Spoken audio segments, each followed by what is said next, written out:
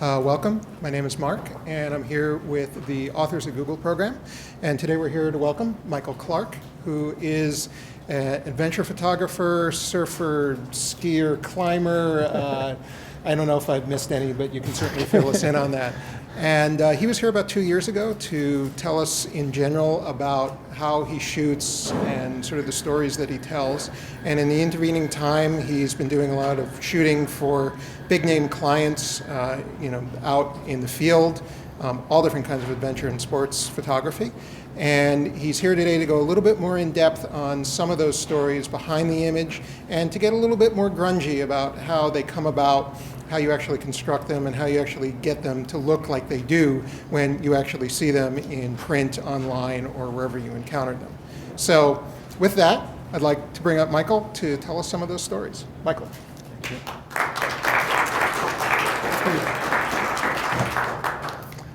All right, thanks for having me out, guys. Thanks, Mark. Thanks for having me back. It's a pleasure to be here. And like Mark said, I'm an adventure sports photographer. I live in Santa Fe, New Mexico.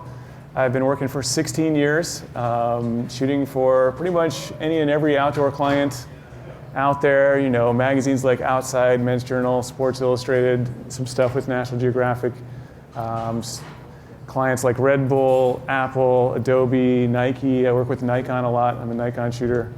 Not to create a controversy, but over the last 16 years in the adventure sports world, I've had tons of adventures. So the reason I'm out here is this book that I just wrote and finished earlier this year that some of you have gotten, and we'll give away a free copy of this. So after the show, the book is Exposed Inside the Life and Images of a Pro Photographer.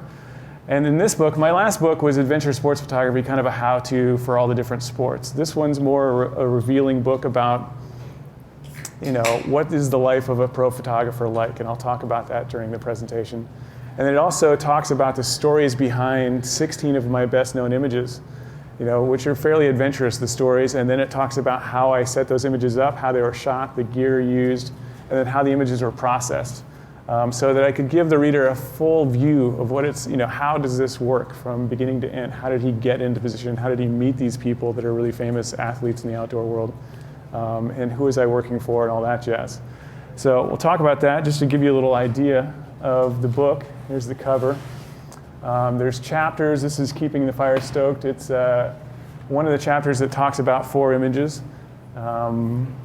Keep going here, and this just shows you in some of the chapters, there's even little lighting diagrams to show you how I had the strobe set up. I think pretty much every picture in the book that has strobes used in it, of these 16, there's a little lighting diagram that shows you how the lights were set up and describes in detail which lights I had, which light modifiers were on the lights, and all the details. The other thing I didn't say is that in the back of the book, it talks about how the images were processed, but in the back of the book there's a DVD where you can sit there and watch me work up each of those 16 images as well. And some of them, took 4, 5, 6 hours to work up, so you don't see like all that, obviously, but there's like a 5 or 6 minute piece, and I'll do a little bit of what I did to work it up and then show you the finished product on the DVD. Then these little vignettes, some of these chapters talk about, what it was like out in the field, being a pro. It's not all, this was in Tahiti, and I'll talk about this whole series of images I produced in Tahiti. Going to Tahiti to shoot for 10 days sounds pretty glamorous, but reality was quite a bit different. So, in terms of the job, I have an office at home. I'd say probably, I'll talk about percentages and where I spend most of my time. It's probably 10 to 15% of my time is spent shooting, having these adventures. This is a shot a buddy of mine took in Patagonia. I was covering an expedition race down there. It's like an adventure race where there's sea kayaking, mountain biking, climbing, and trekking. It's one of the most remote places in the world. We're like probably 600 miles from the nearest city at this point, and there's these little, it's just like a swampland that you're walking through. And I have my cameras around my neck because I don't want them to get drenched. Anyway, we were following the racers through this muck and mire. Often it involves carrying a bunch of really heavy packs. Oh yeah, I have a clicker too. I forgot about that. So, and I started out as a rock climbing photographer. When I first started out in 1995, I was living in France and climbing, I don't know, 2-3 months straight. I was on a bicycle tour. I quit my job in physics. I studied physics at the University of Texas in Austin, worked for a year.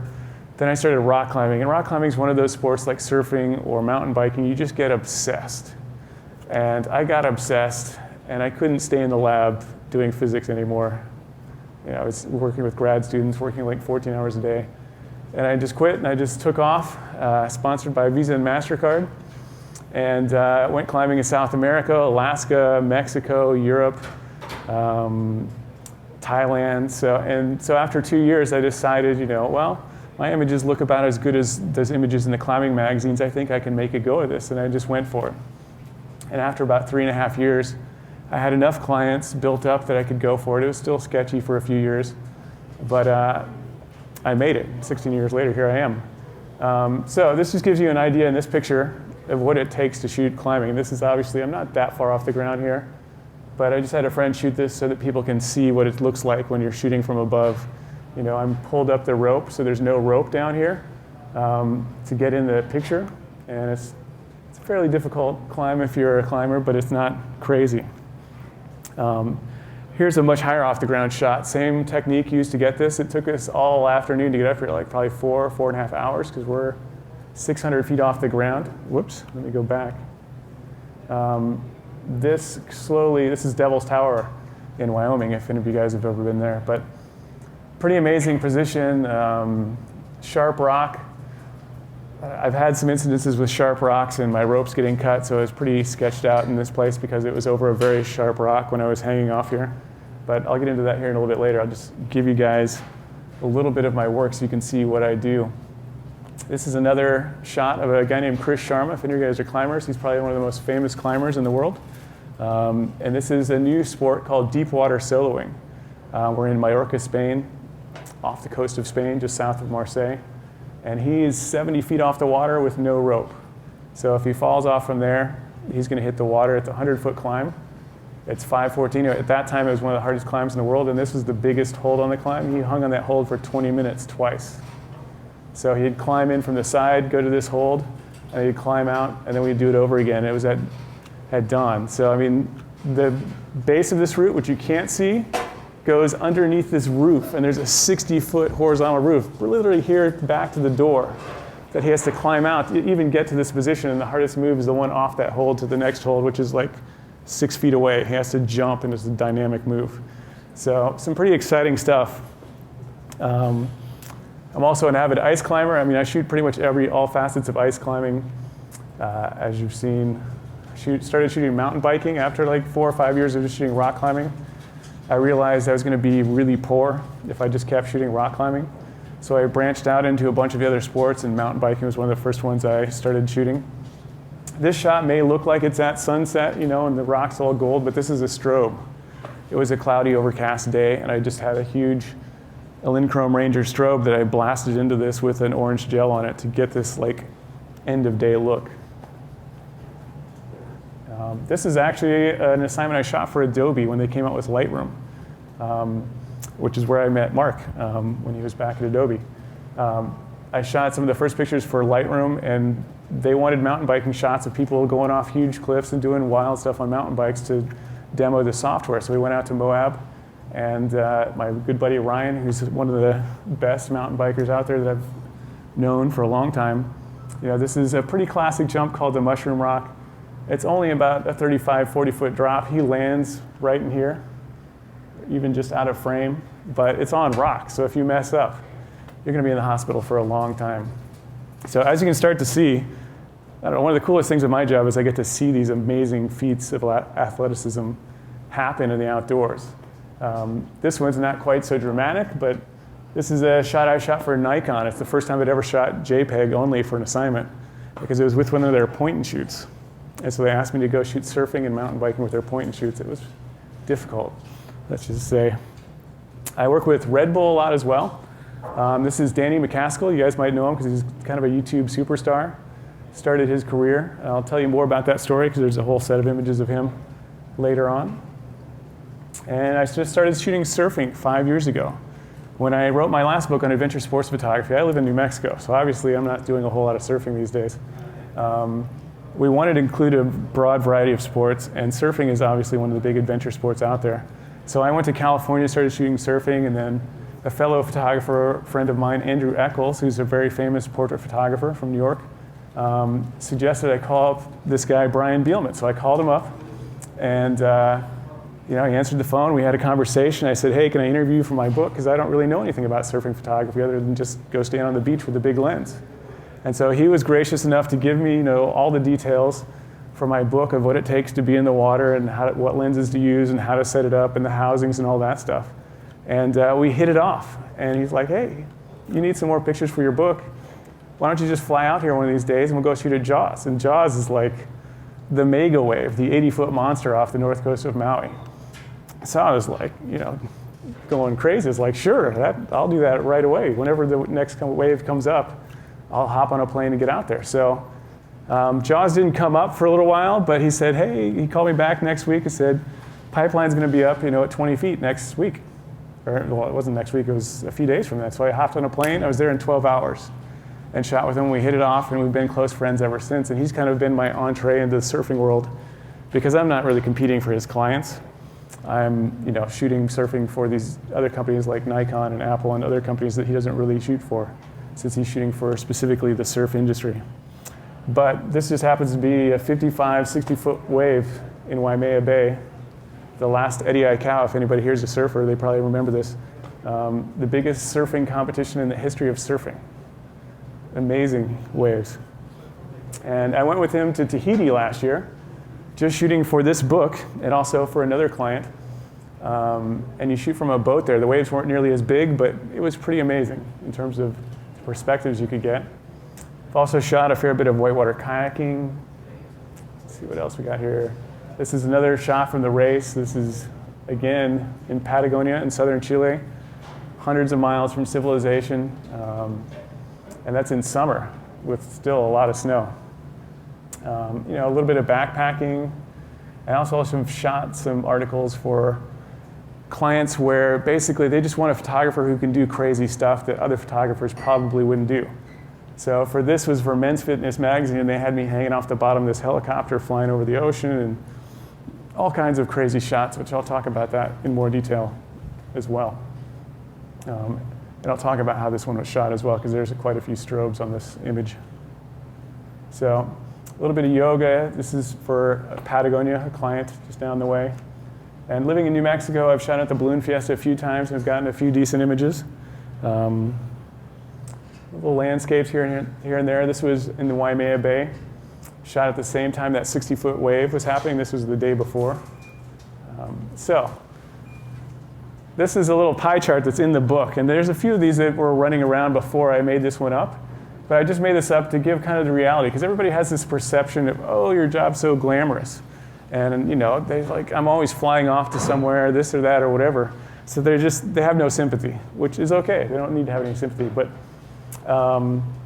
it just gives you a much better idea of how much time goes into marketing, how much time goes into working up the images, networking and accounting, all the other little things we do as freelancers. Definitely would say that freelancing, it's an up and down job. Some years, like the last 3 years, I've been off the charts busy, just flying from here to there, here. It seems every other week, and that's exhausting. Sometimes it slows down a little bit more, so you're not as busy and you start doing some other stuff. So anyway, I'm definitely not creating images 65% of the time. Traveling to exotic locations, every once in a while, Tahiti might be the first truly exotic location. I don't know. Patagonia is fairly exotic, but not quite the way people would think, because it's usually like 45 to 55 degrees and raining sideways, so it's not very enjoyable necessarily. I don't know that I've ever partied like a rock star, so maybe not since college, even then. Before I go on a shoot, I think one of the big differences I find, because I teach some photo workshops, between amateur photographers and professional photographers is the amount of preparation they do before a shoot. And it's not to say that amateur photographers aren't doing the same amount of preparation. Some of them are. There's a ton of amateur photographers out there getting amazing images, as we see on the internet every day. But the average professional, for myself, I have what I call a shot list. It's not always in a book or not always handwritten. Sometimes it's typed out. Sometimes it's on my iPhone. And I've talked with the client, or I've talked with whoever I'm going to be shooting in that area, and I've seen what they can do or what's going to happen to some degree, and I can start creating ideas and think in my head, what kind of shots do I want? And I'll have a list of 20 to 30 shots of what I'm going to, things I want to get. I'm not going to get all of them. I'll almost never get all of them.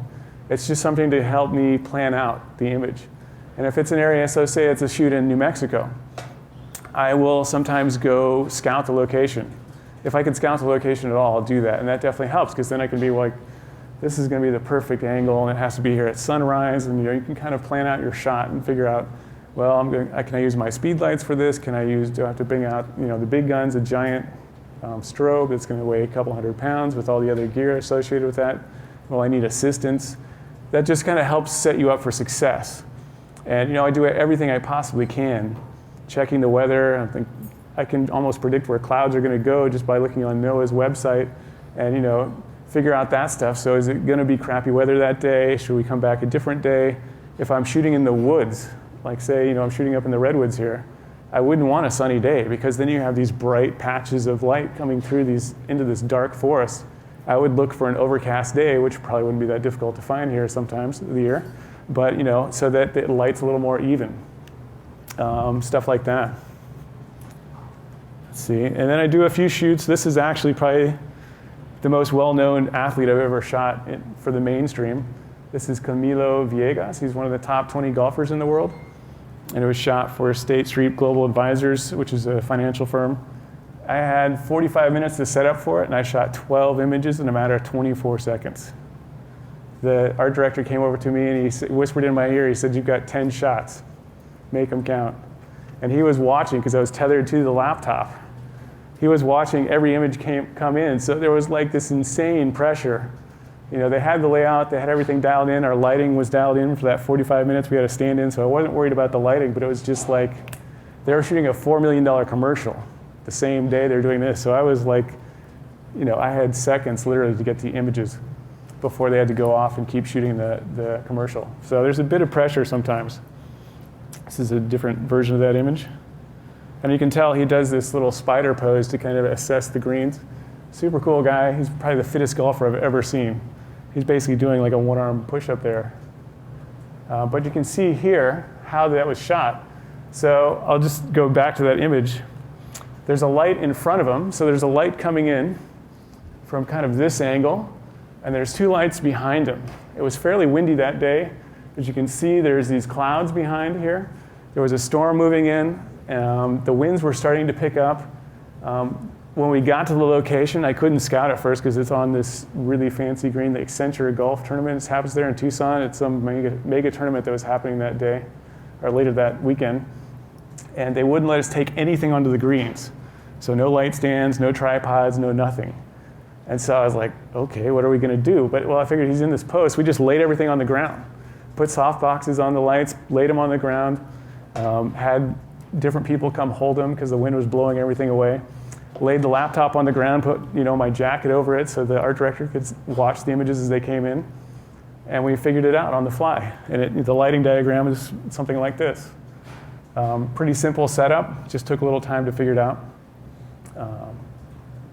Here's another image just to talk about some of these images. This is the finished image. This was actually shot not in a studio. He's a free diver. This is taken in New Mexico. There's a place called Blue Hole. And he had just dove to the bottom of Blue Hole, which is like 100 feet down, holding his breath for, a couple minutes. He works for the Cousteau Society a lot. Nico Dana, he's on the cover of the book. Good guy. So I told him after the dive, the location was not super scenic, and the water was frigid. And I didn't have an underwater housing with me that day, so I told him, look, I'm going to set up this little studio over here. Just get out of the water and come straight over. And so the studio was set up and just basically taped a white backdrop in the entranceway to the men's bathroom. So it's pretty hilarious. It was a tiny little area. I mean, in fact, the length of the men's bathroom was probably not much longer than the width of that image. So it's a tiny little area. And I shot this. This is pretty much the lighting diagram. There wasn't all this other stuff. There were no stands or anything. I just taped the white background to the wall. There was a light behind him that was shining onto the background to illuminate the background so it would be pure white. And then I had a shoot-through umbrella on the strobe, basically it was right above my head. And literally, he was only 3 feet away. This was shot with a 17 to 35 millimeter lens. So he was only like 3 feet away from me, really close. And that's the shot that came out of the camera, which I have to say, as a pro, that sucks. And that's not gonna win any awards at all. So I knew this technique was what I was going for. It was a high contrast black and white technique. So I knew when I was shooting what I wanted to do in the end. So that's why I shot it this way. And I knew it was going to become this high contrast black and white image that looks like that. So with a little bit of post-processing, this is what I did to it in Lightroom. Basically converted it to a high contrast black and white. I cranked the contrast up a little bit, crunched the blacks. You can still see there's like a few things. I think this is a hot pixel from my camera. I can't remember what that is. I cleaned up his face a little bit in Photoshop. And here you can see the final image. So there's some cleaning up of the face. I did a little stuff down here, did a little fancy footwork with the unsharp mask to give it a little more crunchiness. This is before the clarity slider in Lightroom. And this is what I came up with, which is a pretty cool portrait, I think, because it catches a moment where he's kind of in this weird zone of just having come out of the water. And funny thing is, I took a bunch of portraits of 3 or 4 different guys that day, and they all said I got them, which, you know, in the parlance of portrait photography, people talk about, oh, we got their soul or whatever. That's total crap. You can't get anybody's soul on film. It's just, you know, you can get a piece of them maybe that they can relate to, or they see a piece of themselves in the image. And that's what they were saying, that, you know, we could get a piece of them in the image somehow. Here's a rock climbing image, and there was a lighting diagram for this earlier. This is a climber named Timmy Fairfield. This is shot probably an hour and a half from my house in Santa Fe. And I had been to this location a bunch of times before, so I didn't need to scout it. But we had been talking about this image for years. So talk about preparation. We had been thinking about this image for a long time. Has been historically one of the best climbers in the world. He's an amazing climber. This is a super hard route. It was 98 degrees the day we decided to do this, and I think it was August. And I had to carry 200 pounds of lighting gear up into this cave. I didn't have an assistant that day because we were just trying to do it. It was just a portfolio shoot. I didn't have a client for this image. It was just something I went out and wanted to do. And he's sponsored by a whole bunch of companies I've worked for, so I thought, after the fact, we'll sell this image, no big deal. So we got up in the cave, we waited. The whole idea was to get it set up with the lights and everything, and then wait for dusk. And that 15 minutes after the sun went down and the clouds are illuminated in the background is what we wanted, and we got it. Didn't take that long to set up the strobes. As you can see here, there's just 2 strobes set up. All the strobes that I have are battery powered. These are some older Dynalite ones. And one of them had what's called a spot grid on it, and that focuses the light to a certain area. So you can see the spot grid is actually, you see how that's carved out up there, and it goes black really fast. That's kind of showing you where the spot grid is hitting. And this other one, I took the spot grid off and just filled in this area over here, the cave that was dark. The other thing you probably wouldn't know is this is shot with a fisheye. Because there's no straight lines in the cave wasn't huge. The cave was probably about the size of this room. And the opening probably not much bigger than floor to ceiling over there. But with the fisheye, I could make it look more voluminous than it actually is. And here's Danny McCaskill. I was talking to you guys. Here's the backflip picture earlier. Red Bull, one of my first jobs for Red Bull was with this guy, Danny McCaskill. And he had just signed with Red Bull like the day before. His life turned over in a matter of months because I think he's from Scotland. He was working in a bike shop and as a mechanic, and he and his roommate decided to make a video. And this kid's been riding since, 2 or 3 years old. I don't know how long he's been riding a bike, but he did this video where they're riding along a spiked fence and doing all these crazy things. You've probably seen it because my grandmother saw it and knew who the guy was before I did the assignment. I was kind of blown away. But basically, he got like the second highest number of YouTube hits in 2 weeks at that point. And next thing you know is he's on Oprah. The New York Times is doing articles with him. He does a Volkswagen commercial. He's being asked to do movies. His life changed overnight. He's the nicest kid, so it's pretty cool to see how that worked for him. In this example, we went on an aircraft carrier in San Diego, where he was visiting San Diego because his sister lived there. And so Red Bull set up that we could get on this aircraft carrier by ourselves. And as soon as we got on the aircraft carrier, it's like a museum. they wouldn't let us do anything. So we were just taking pictures of him hopping like the little security ropes, which for him is like, boring. So he suggested like, hey, can I go up there and stand on those bikes or on those boxes? And the guy that was, taking us around is like, yeah, sure. I don't think you can hurt anything doing that. So he goes up there and he gets on top of this box over here and he pops a wheelie. And he's told the guy and he's told us earlier in the day, I'm more comfortable on my bike than I am on my own 2 feet.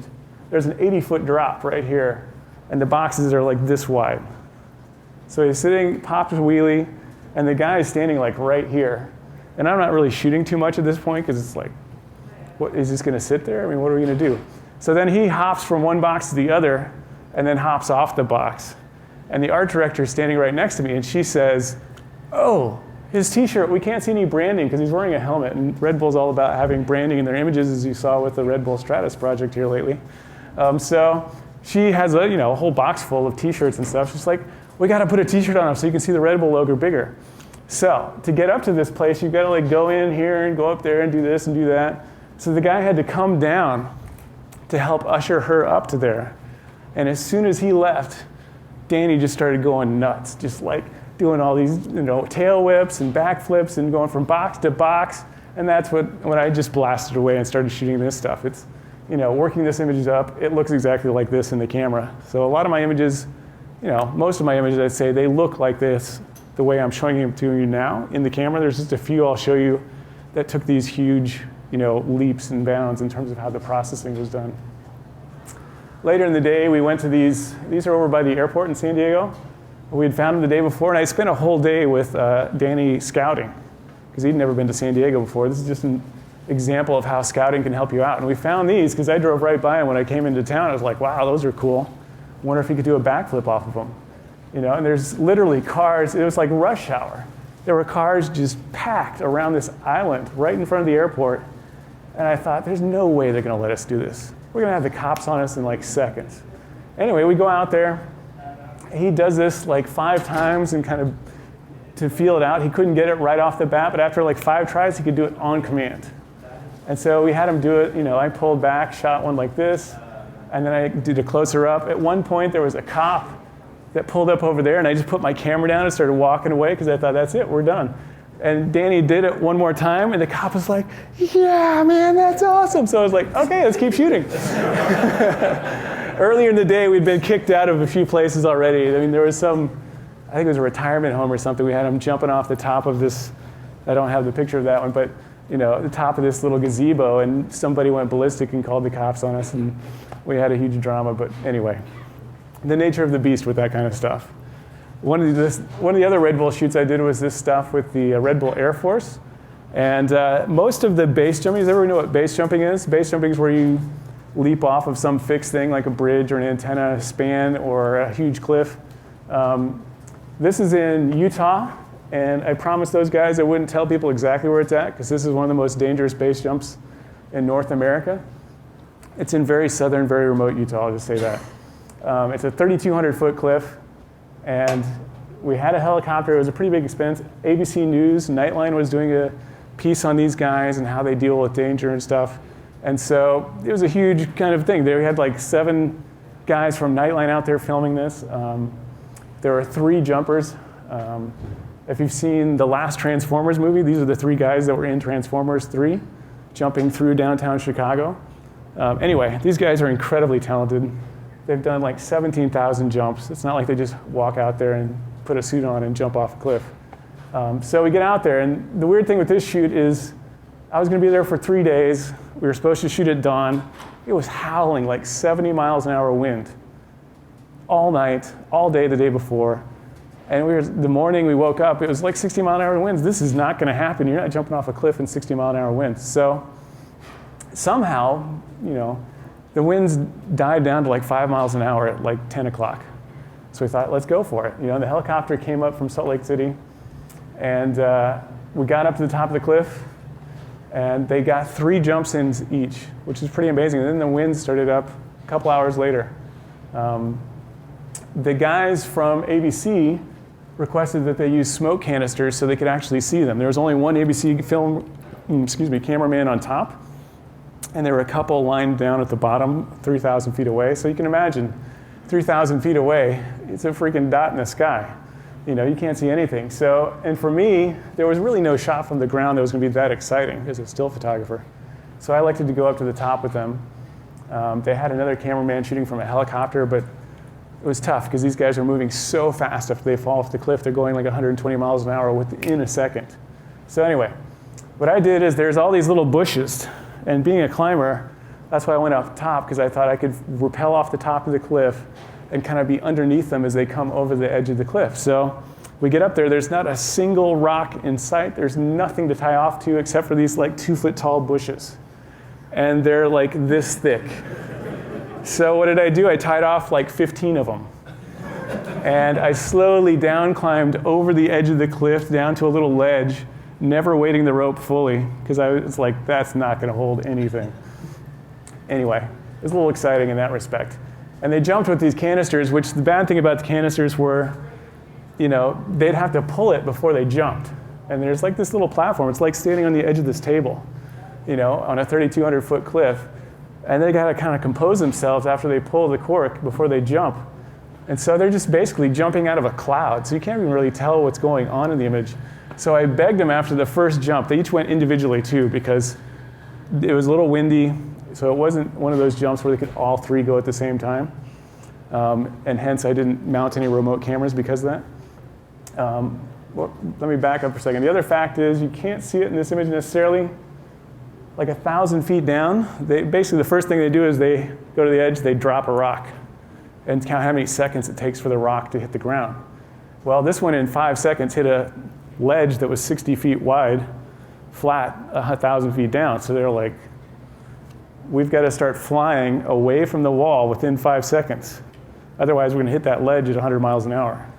And then right after they get away from the wall, it's the canyon. You'll see from the next picture.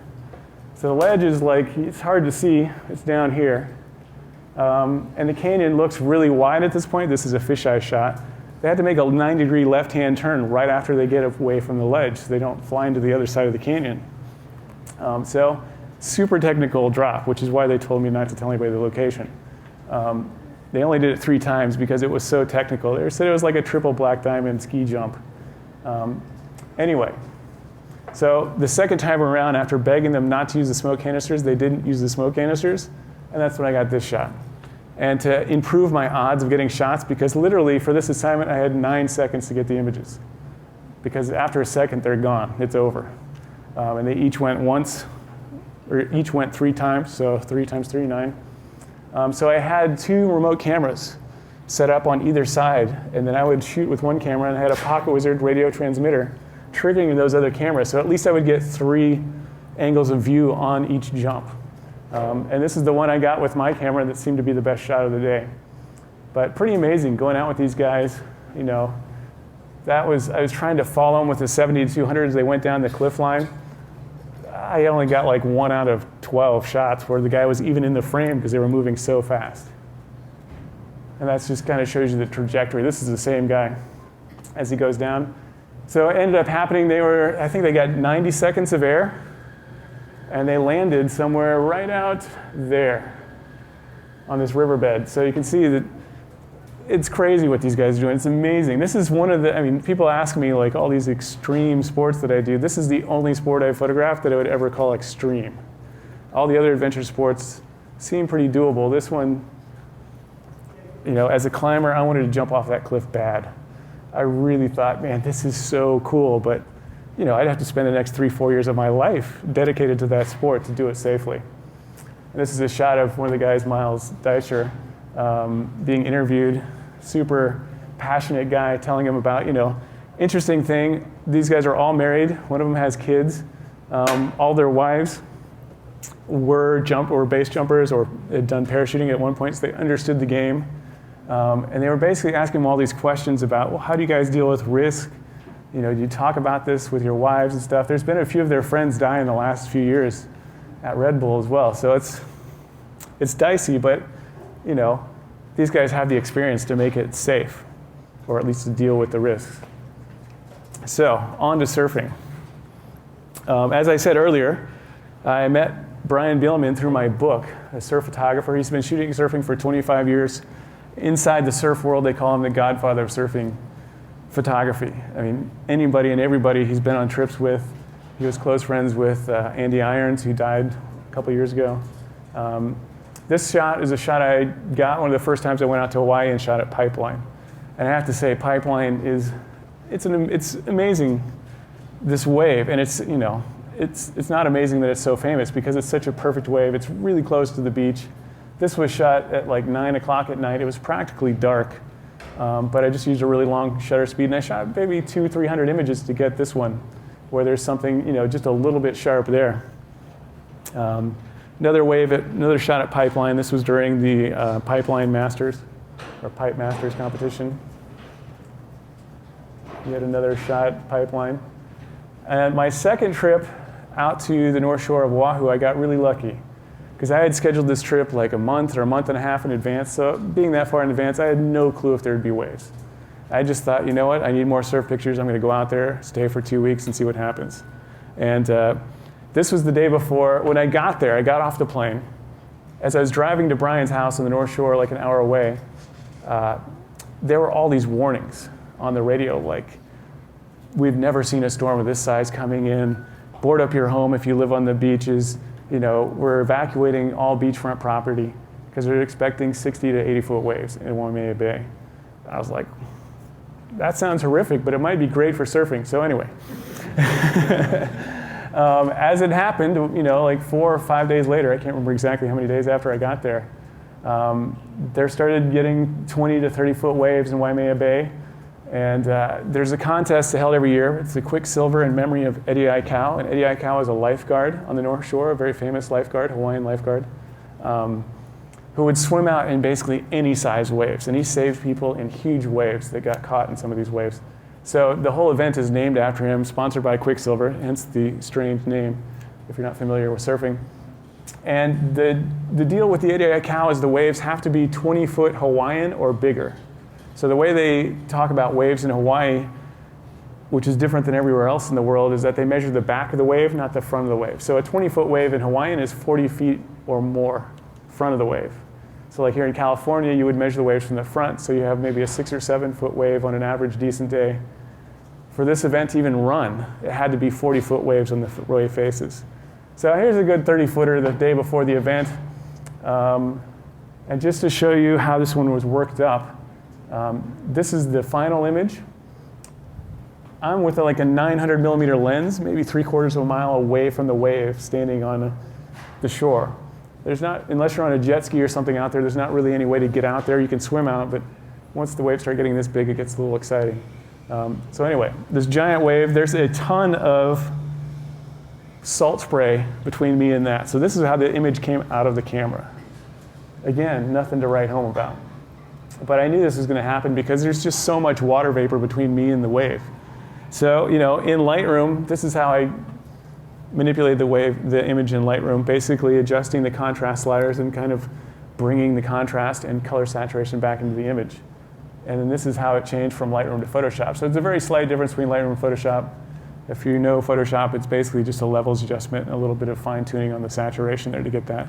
But coming from that, that's a pretty amazing difference. Apple ended up using this image a few years ago to promote their MacBooks, I think, on their website.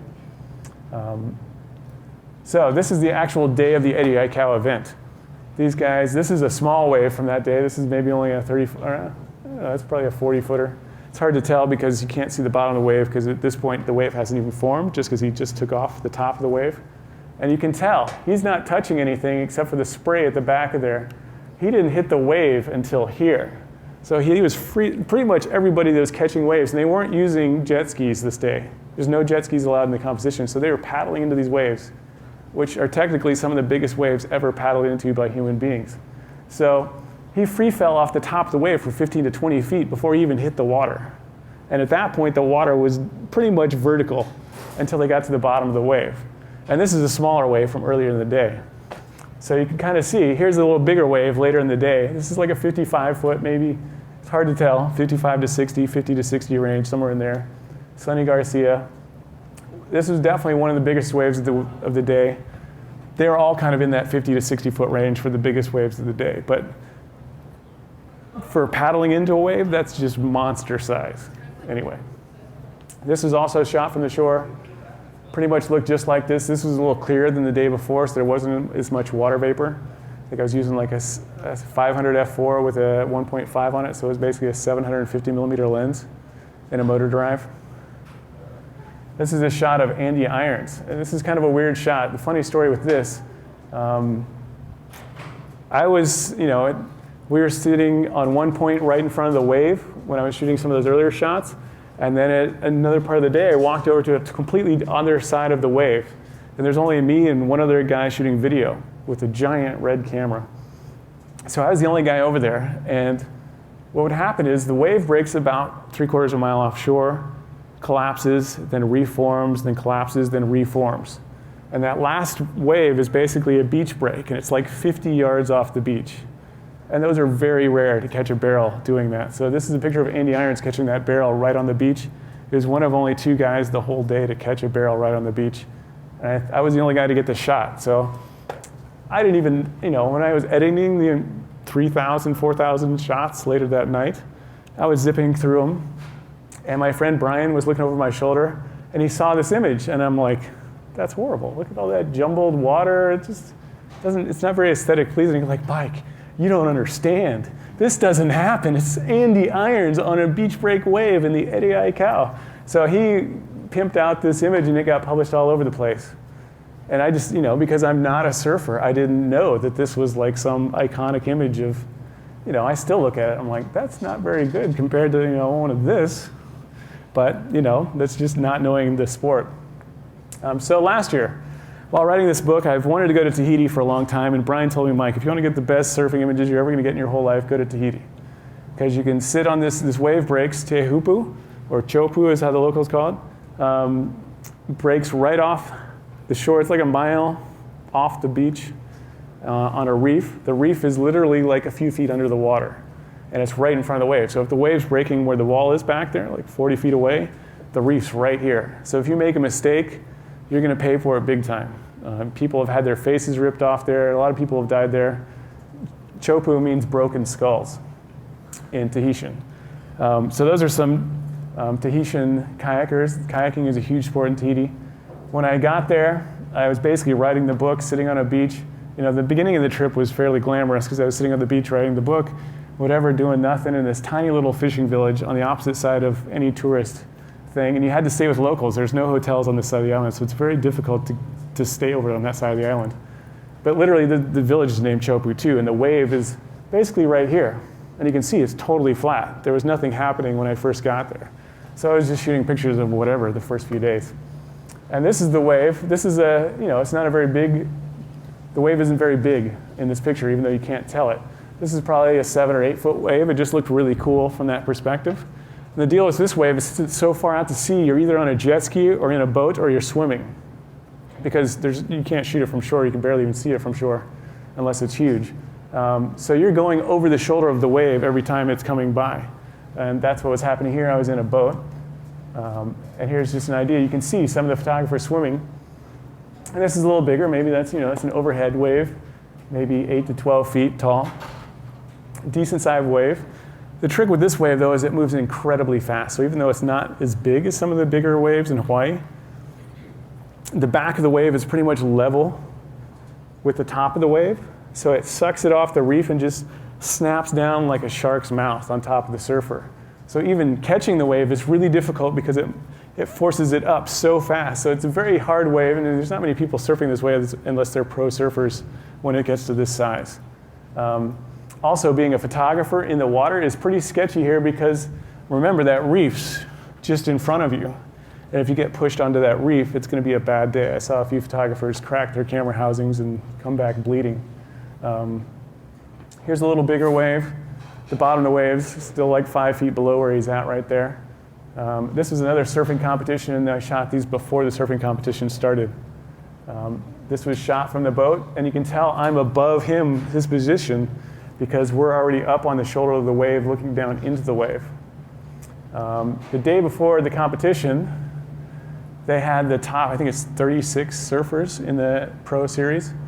they had like what they called a free surf. This is the first time they'd ever done it in Tahiti. So basically all the pro surfers could come out and surf. And it was a decent day. It was probably 20-foot waves on the face. This is Kelly Slater. He put on an exhibition. It's like he barely even touched his surfboard that day. Everybody was just sitting there like, how did he do that? You know, he's cruising all over the place. Another picture of Kelly on Chopu. So you can see, you know, the back of the wave just keeps going. It doesn't like go down like you would normally see on a wave, which just there's an insane amount of volume snapping over you. So if you mess up, there's huge consequences on this wave, even though it's smaller than your average wave. Now, getting back to land-based stuff, I did another shoot for Red Bull with paragliding. And this guy, what's his name? I can't remember. He was training for the Transalp race in Europe. And basically, you know, we did the shoot in Salt Lake City. This race, you have to hike or fly from somewhere in Austria all the way to southern France. So it's over through the Alps. So it's an insane race. So he's super fit, and we did this photo shoot in Salt Lake City.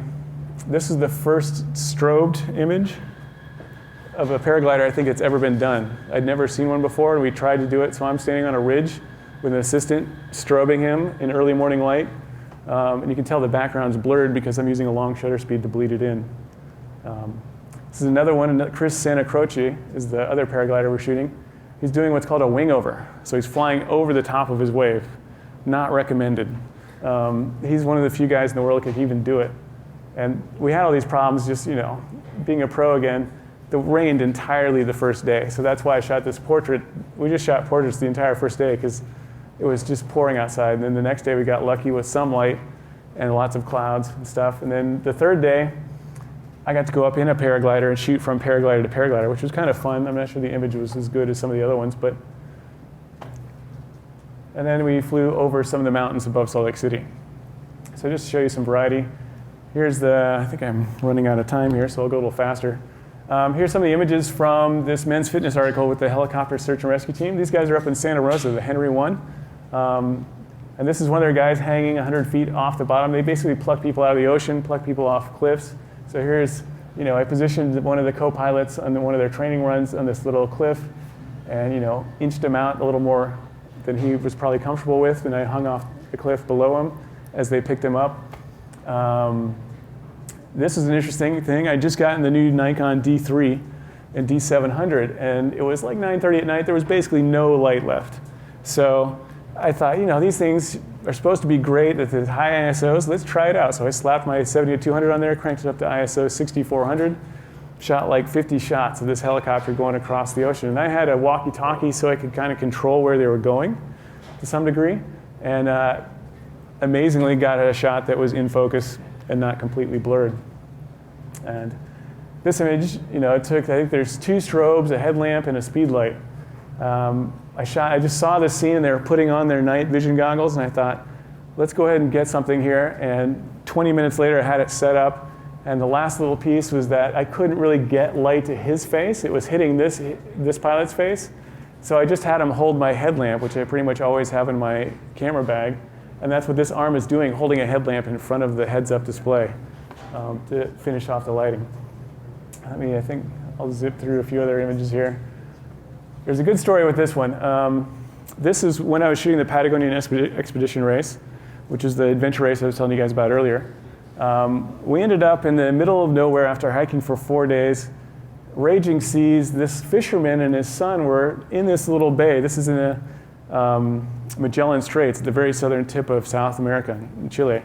And we were pretty much, there were 3 of us, myself, another photographer, and a writer, and then a Chilean guide who was with us. We were all about to go hypothermic because they had pulled us out into this bay, said, we'll pick you up in this boat, we'll take you to the end of the race to cover this other part of the race. Anyway, they never showed up, but this boat was there by some miracle because we're still 600 miles from anything. And so we call over to their boat, they pick us up. We end up spending 36 hours with these guys. And this is Angel, he's 54, and his son Steve, who was 36. Both of them looked like they were about 83. They were very weathered faces. He spent 15 hours a day under the ocean in a 1-inch wetsuit, which you can see, cutting this stuff called luga in Spanish. I think it's red algae is what it was. We never really figured out exactly what it was. off the bottom of the ocean breathing out of a garden hose.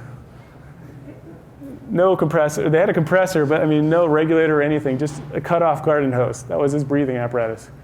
So the second day, he went down and got a king crab for us for lunch. We wanted to photograph these guys working, and they wanted lunch. So we're like, yeah, king crab sounds great. So this is him hanging over the boat watching us get the king crab. All right, let me go on here.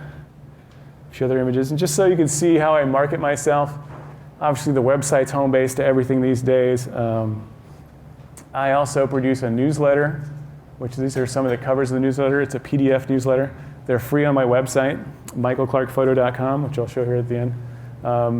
You can go download those. Those include equipment reviews, stories behind the images, kind of what I've been talking about, digital tips, editorials, a whole bunch of other stuff. I started producing these 10 years ago as just like a printed one-side front and back mailer to remind my clients I still existed so they'd hire me for jobs. And now it's exploded into its own little mini magazine. It's between 20 and 30 pages every time I do it. It's quarterly. And it goes out to about 6,000 people now.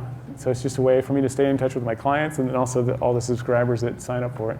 And if you send me an email, I'll put you on the list and you'll get the newsletter whenever I get around to writing it, which is usually quarterly. Sometimes it's only 3 times a year.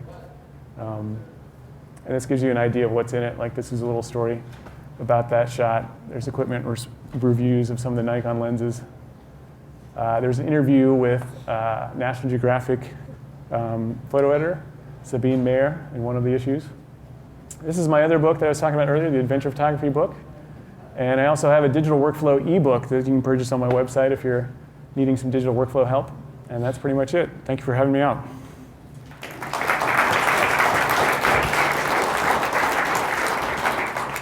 Oh, keep it. Sorry.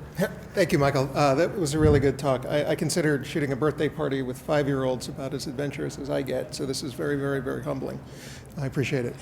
So we do have a little bit of time for Q&A if folks want to come here. I know you have your book that you want to give away. Yeah. Not for free. You have to, I think people are going to have to work for it a little bit, so maybe we'll work that in as well. But if you do have a question, please come up to the mic.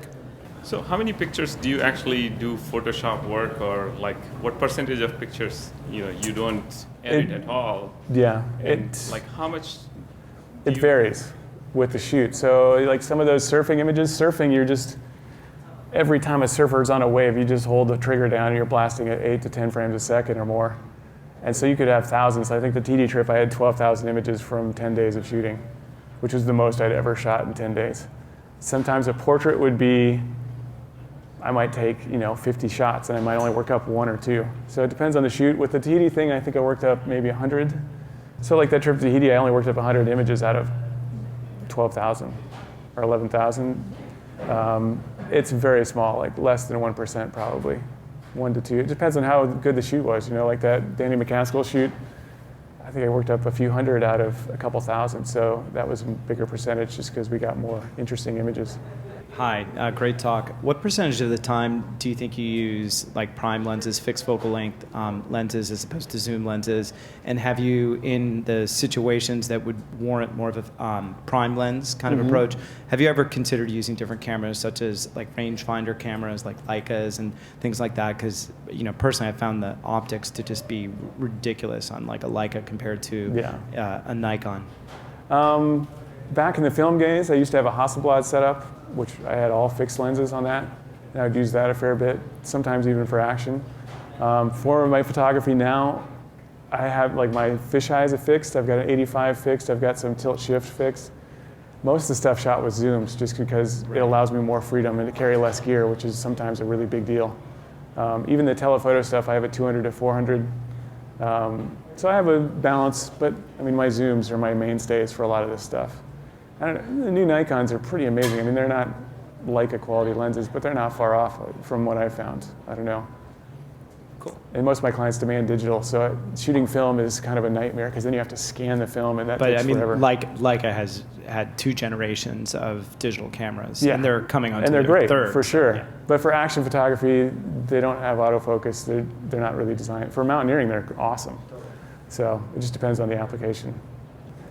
So anyway, thank you guys.